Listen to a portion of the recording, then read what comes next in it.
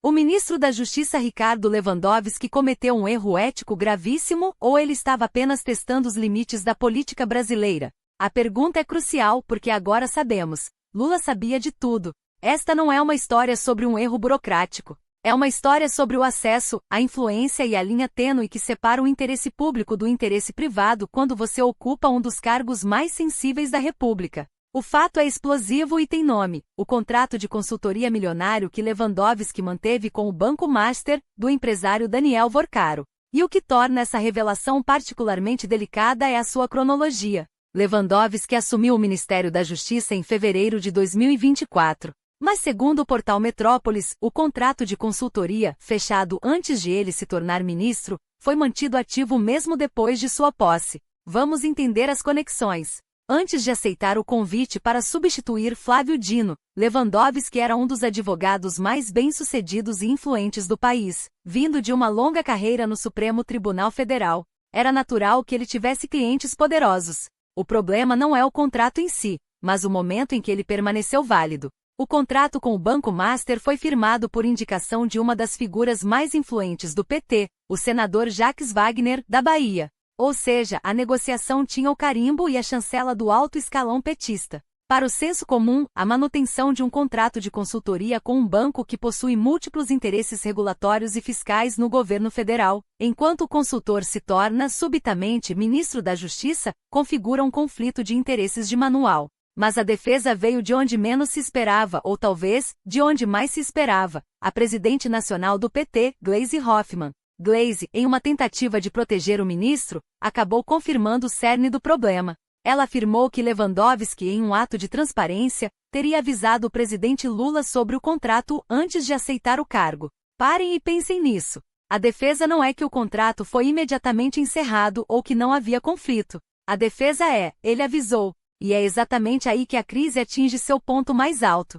Se Lewandowski realmente avisou Lula sobre a existência desse contrato, e se esse contrato foi mantido, isso significa que o presidente da República, o responsável máximo pela integridade do seu governo, deu aval tácito para que seu ministro da Justiça mantivesse uma relação comercial de alto valor com o setor privado que inevitavelmente precisará da boa vontade e das decisões do governo. A simples comunicação, o simples aviso não resolve o problema ético. A ética na alta política exige não apenas o cumprimento da lei, que neste caso é nebulosa e sujeita a interpretações, mas exige, sobretudo, a ausência de qualquer sombra de dúvida. Quando se trata do Ministério da Justiça, estamos falando da pasta responsável pela Polícia Federal, pelo sistema penitenciário, pelas relações com a Justiça e pelo combate à corrupção. Qualquer suspeita de que o ministro possa estar de alguma forma conectado ou obrigado a um interesse privado é devastadora para a imagem da pasta. E o que o Banco Master tem a ganhar? Qualquer instituição financeira opera sob um ambiente regulatório complexo. Ter um ex-ministro do STF, e agora ministro da Justiça, com quem se tem um vínculo contratual, mesmo que seja apenas para consultoria legal, como Lewandowski deve argumentar, abre portas e fornece um nível de acesso e influência que é impagável. O Metrópolis afirma que após a posse, o contrato passou a ser gerido por um de seus filhos que também é advogado. Essa é a manobra clássica para tentar criar uma barreira formal, o chamado muro chinês, mas o laço de confiança, a origem do negócio e a proximidade familiar permanecem. A sombra é a mesma.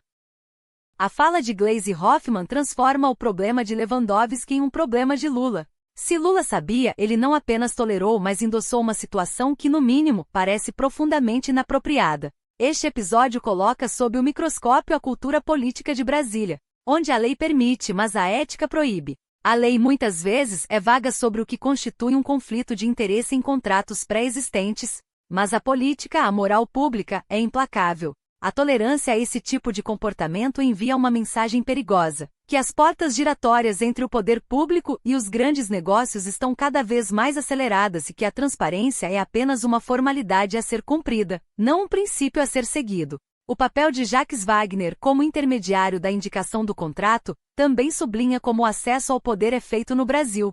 As grandes consultorias, os grandes negócios, não vêm por e-mail, vêm por indicação política de líderes de bancada. A resposta agora é sobre as consequências. O governo Lula tem sido cobrado por uma agenda de integridade e anticorrupção. Manter um ministro sob tal suspeita, mesmo que ele tenha avisado o presidente, desgasta essa narrativa. Lewandowski, com sua longa experiência jurídica, certamente sabia o risco que corria. Ao invés de cortar imediatamente qualquer vínculo que pudesse levantar suspeita, a única atitude irrepreensível, ele optou por gerenciar o risco e a percepção pública. Acontece que na política e na mídia, a percepção é frequentemente a realidade. E a percepção aqui é de que o poder está sendo negociado. A questão final é: por que Lula, que tem a caneta para resolver o problema, optou pelo silêncio e pela tolerância? A resposta está na conveniência política. Lewandowski é uma figura de peso respeitada, e a estabilidade política atual pode estar valendo mais do que um rigor ético irrestrito. Mas a conta, como sempre, chega. E ela não é paga apenas por Lewandowski, mas pelo governo como um todo. Deixe nos comentários: o simples aviso de Lewandowski a Lula é suficiente para isentá-lo do conflito de interesses? E se Lula sabia, ele deve ser responsabilizado por tolerar essa situação?